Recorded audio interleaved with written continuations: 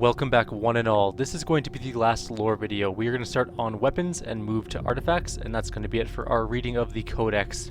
And then I'll also be uploading the final level. So, the first gun is the BFG 9000. When correctly charged, ionized and compressed, deadly packets of Argent energy can be released in a controlled manner at a velocity and potential energy quota far exceeding conventional weapons. The weaponization of Argent energy led to the development and mass production of the plasma rifle, but the UAC realized they were capable of much more. The BFG 9000 is the culmination of these efforts. Only one prototype of the final weapon exists and is housed deep within the ARC in the BFG division. This weapon delivers streams of supercharged Argent energy to multiple targets, and is to some extent self-guiding. The streams will seek any cache of Argent it can find, usually demons, or human test subjects that have had Argent beacons surgically implanted. When the streams find their target, they release all of their stored energy in a fraction of a second, delivering an electrical shock that instantly boils the blood and fatty tissue of the recipient.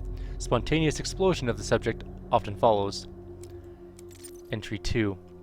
The theoretical design for the BFG 9000 was first put forward by the R&D development in the Advanced Research Complex, and the concept was later given its own funding program. The BFG division was formed to develop a working design. Several prototype weapons have since been made. The prototypes never went into full production due to numerous testing accidents and the deadly radiation spikes produced. Previous versions of the weapon had slightly different energy patterns to the current generation. Some released solitary Argent spheres that unleash a deadly wave upon impact, aka Doom 2. Others formed an Argent energy laser that cuts through anything in its path, which I think was Doom 3. The current prototype, the BFG 9000, creates Argent streams that seek out targets and boils them alive. Advocates, witness the BFG 9000. What greater triumph for the glory of the Ascension could there be than an entirely new type of weapon, born not only of traditional UAC technology, but by your faith and dedication to the cause? This is what we strive for, an understanding beyond traditional science, unrestrained by the repressive thinking of dimensionally bound contemplation. Only through our use of SCFT can the power of such a mighty weapon be realized. Such a weapon requires not only science, but belief. The chain gun. The Delta 12 chain gun, often referred to as the D12 by operatives, is a high-velocity heavy weapon capable of suppressing multiple targets at once. Recent changes to the firing mechanism have pushed the Delta 12 to the physical limits of a ballistic weapon. An Argent-infused piston compresses gas within the firing crucible to over 220,000 psi. When released, it launches a 15mm tungsten slug with a muzzle velocity of nearly 5,000 feet per second. The heat generated by this action is siphoned into a thermal gel compound that automatically recharges the 96-volt battery pack. This allows the weapon to sustain an almost endless firing cycle as long as ammunition is present. The Delta 12 chain gun weighs 45 kilograms, making it a lethal but cumbersome armament. The Gatling Rotator. This third-party modification overrides the crucible release safety, allowing the weapon to fire immediately without waiting for the maximum rotation. This action, while allowing for instant use, does prolong the time it takes to reach full speed. This modification is unapproved by the UAC. Mobile turret. A secondary firing crucible and compression chamber can be added to the weapon. This modification unbalances the weapon, so remaining stationary while firing is recommended. When used, the weapon fires twice the normal rate of fire, expending twice the ammunition and superheating the muzzle. Although this modification presents the most powerful suppression in the UAC arsenal, other than the BFG prototype, the system can and will overheat if not used cautiously. Chainsaw. There have been reports of this item being seen at the Argent facility, though there is no known uses for it. Security personnel have been made aware that this item has likely been smuggled onto Mars, and have been directed to confiscate it immediately, as there's no practical uses for it. It must be assumed that this item should be considered a black market enthusiast's weapon. Super Shotgun. While this weapon has been removed from the UAC's approved weapon arsenal, many veteran operators insist there's no better alternative for close combat. It offers an incomparable destructive power at extremely close range, but is completely ineffective at long range. This weapon is light and small, making it a favored secondary weapon that no self-respecting combat specialist would be seen without. The Gauss Cannon. Oops, wrong one. The Gauss accelerator design has been used by the UAC as the basis for numerous industrial projects over the years, such as the Argent Tower itself and the ore diggers found on Deimos and Phobos. With very few moving parts, the Gauss cannon makes a reliable, powerful weapon. By accelerating steel flechettes through a magnetized chamber, extremely high velocities can be achieved. The weapon has near perfect accuracy thanks to the aerodynamic design of the projectiles. Ammunition is cheap and readily available, and is designed to maintain its composition when passing through organic material. The Gauss cannon has a noticeable kick that must be compensated for by the operator. Precision bolt. A standard telescopic sight can be placed on the Gauss cannon, allowing for even greater accuracy at long ranges with this precise weapon.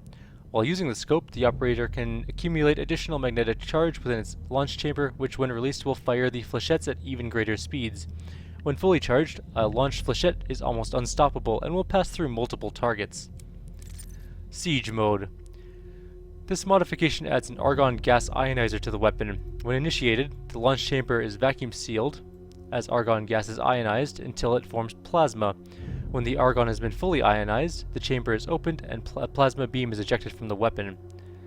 Due to the precise nature of this modification's operation, the safety values prevent the weapon from discharging until argon has been successfully ionized.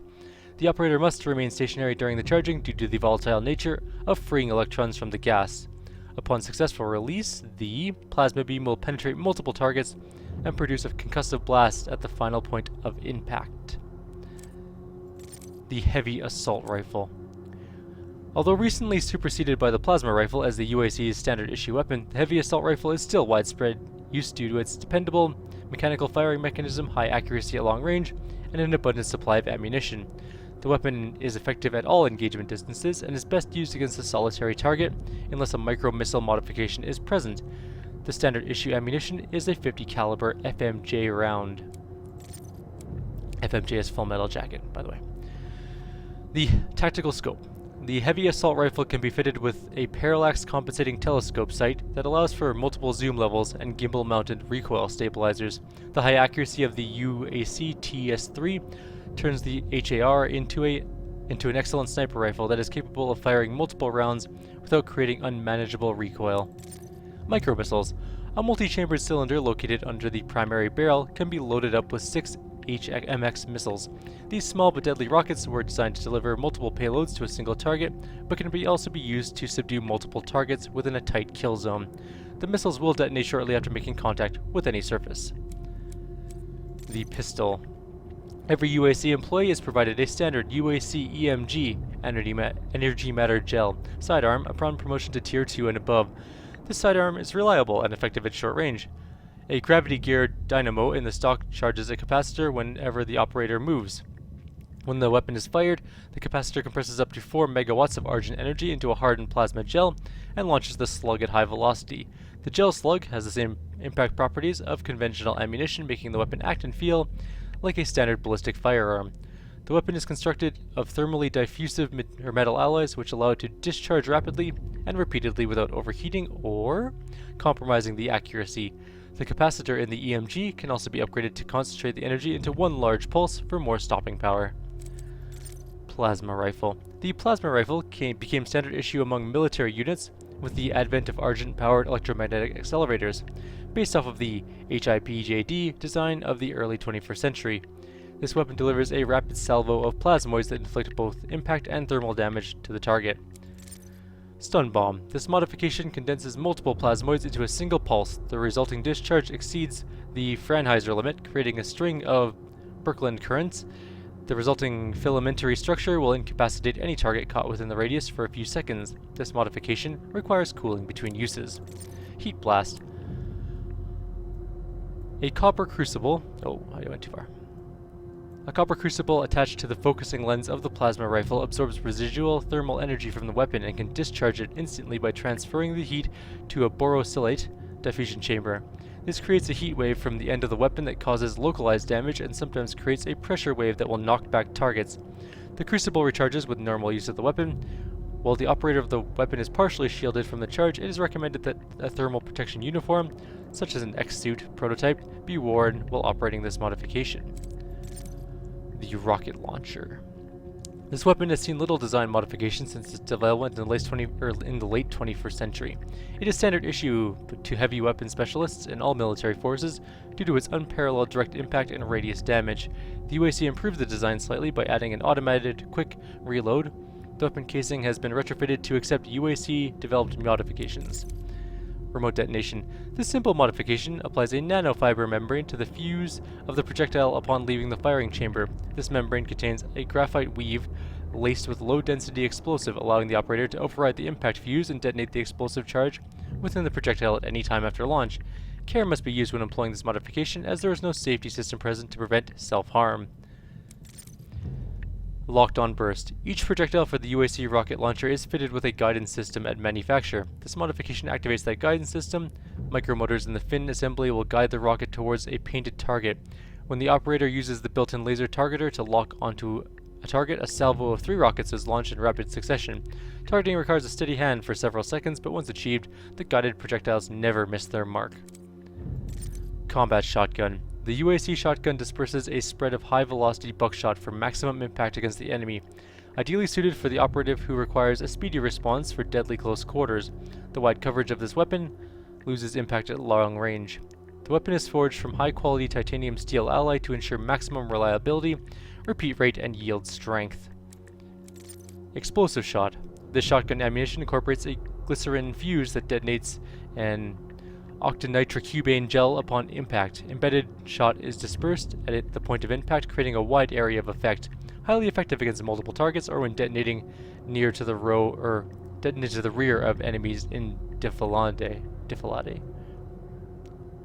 Something like that.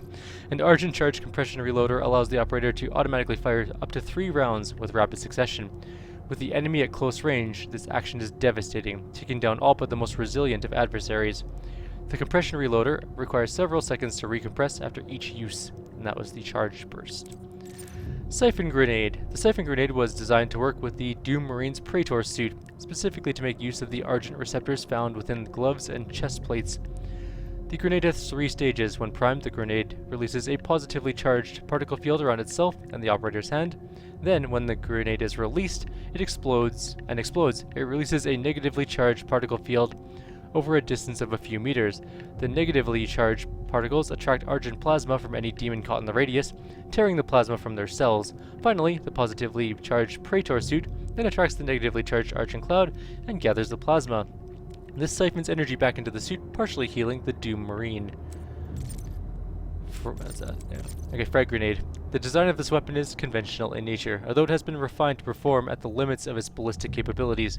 The UAC fragmentation grenade uses a Comp D explosive package encased in a steel alloy shell and has an effective fatality radius of about 5 meters.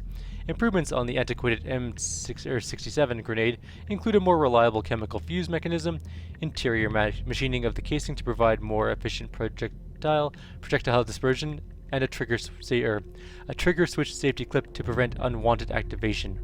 Whew. The newer Comp D explosive also ensures the radial pressure wave has no drop spots, ensuring full damage potential within the fatality zone.